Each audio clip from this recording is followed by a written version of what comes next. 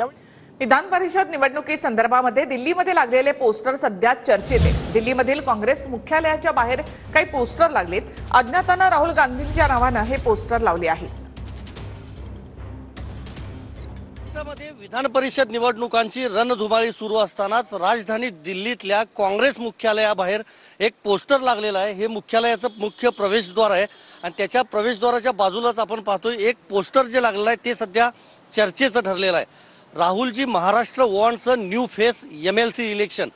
पूर्णपणे हे इंग्रजीमध्ये पोस्टर आहे। पोस्टर कुणी लावलेलं आहे हे मात्र अद्यापपर्यंत समजू शकलेलं नाही। राहुल गांधी यांचा फोटो या पोस्टरवर आहे।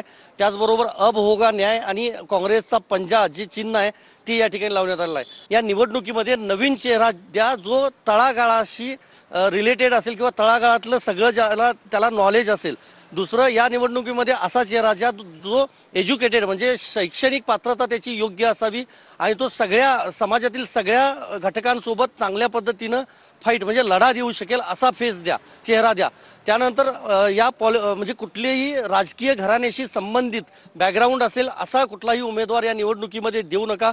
आणि शेवटचा जो मुद्दा आहे तो organisation knowledge from every corner of Maharashtra म्हणजे संघटनात्मक त्याला बऱ्यापैकी जे ज्ञान आहे ते असावं त्या उमेदवाराला। अशा पद्धतीचं उमेदवार द्या। Video journalist Rakesh Kumar sir, मी संदीप राजगोळकर, TV9 मराठी, नवी